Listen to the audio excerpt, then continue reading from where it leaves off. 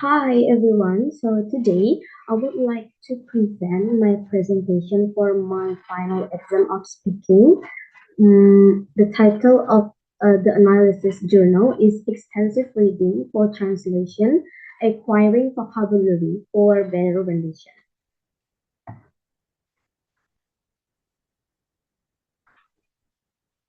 Alright, so first I would like to introduce myself.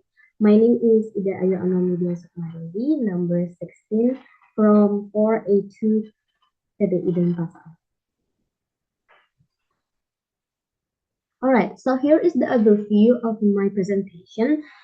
First, we have the introduction, the methodology, the discussion, the result, and conclusion. As you guys can see, I would like to analyze the journal. The title is Extensive Reading for Translation, Acquiring Vocabulary for Better Rendition.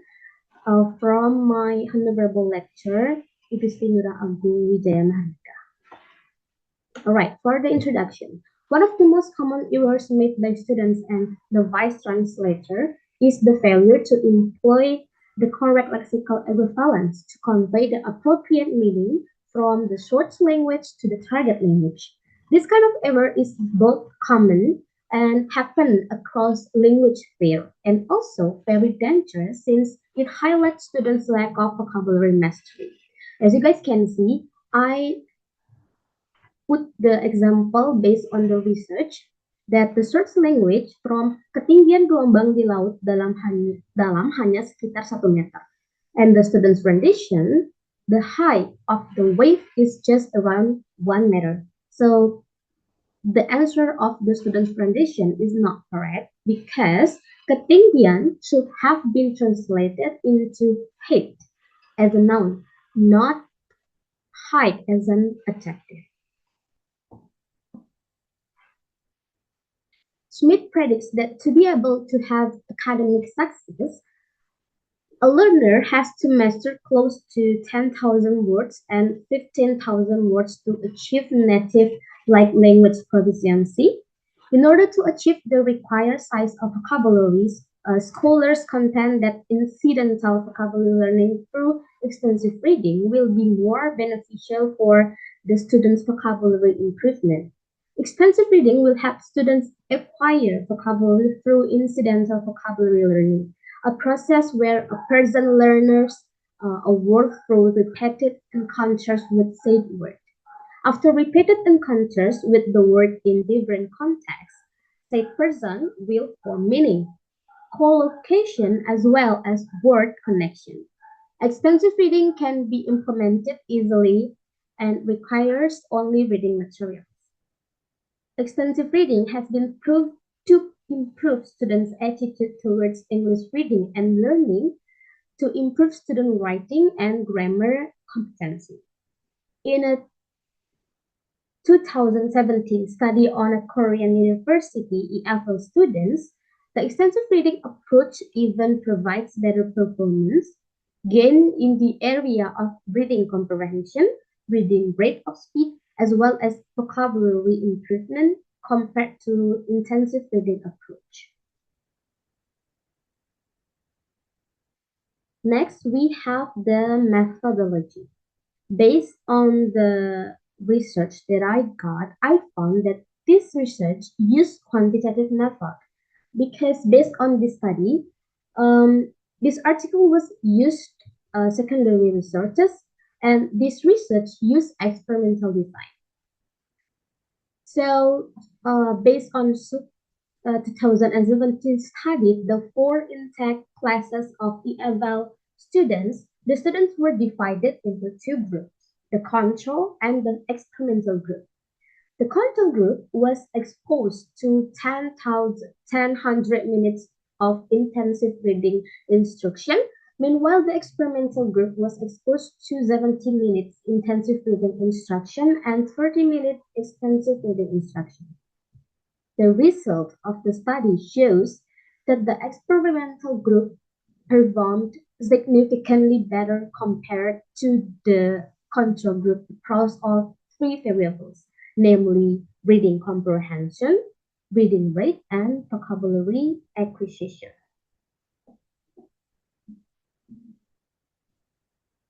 The participants was exposed to four reading materials amounting a total of 228 pages and 30,000 words. The goal of learning was the introduction of the target words, which consisted of 70 nouns and 63 verbs amounting to a total number of 133 words. The study was conducted for 1 month where the participants read one book per week. By the end of the study, they found that there is a substantial word learning across three different types of word knowledge: spelling, meaning, and grammatical rules. From these types of knowledge, the most affected was from highest to lowest order of improvement: spelling, meaning, and grammatical rules. The result of the studies shows that extensive reading can effectively improve more than just students' vocabulary size, thus making it a perfect approach for students struggling with vocabulary mastery in translation. Next, we have the discussion. According to Lee and Melander 2007, reading can be defined as one's involvement in pleasure on a wide range of linguistically or culturally relevant and appropriate subjects. The definitions above stimulate that reading must be done by two things. The first is exposing the students with a wide range of subjects, such as topics. The second is in a pleasurable way. To be successful in conducting extensive reading approach for their students, teachers must follow extensive reading principle which will prompt the students to have a pleasurable reading experiences over a wide range of appropriate subjects. They and Danforth define the following principles for teaching extensive reading, such as first, the reading material is easy. This means that the text must be well within the student's reading competence. The second is the material must cover a wide range of topics. For the example, we can find the topics from books, magazines, articles, blog pages, cover different topics ranging from fiction, non-fiction, economics, history, and so on.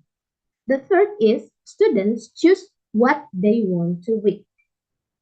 Number four, students read as much as possible.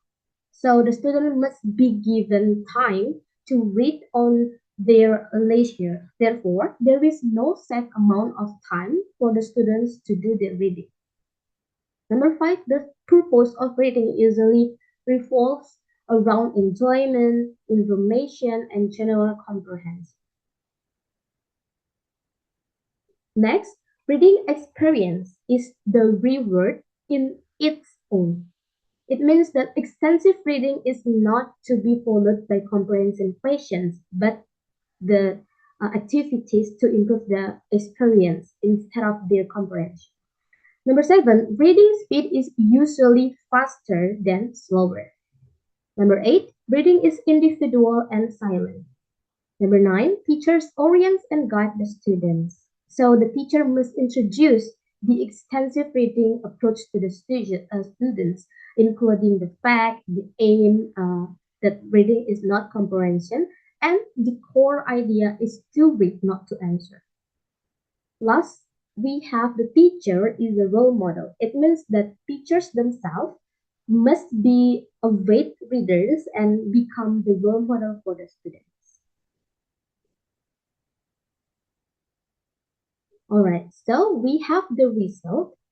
The implementation of extensive reading may result in additional burden for both the students and the teachers. However, previous studies have shown that the benefit outweighs the extra burden, making extensive reading a very attractive approach to be implemented by teachers. Based on this research, I found the results is uh, the studies show that extensive reading can effectively improve more than just students' vocabulary size. Thus, making it a perfect approach for students struggling with vocabulary mastery in translation. For the last topic, we have the conclusion.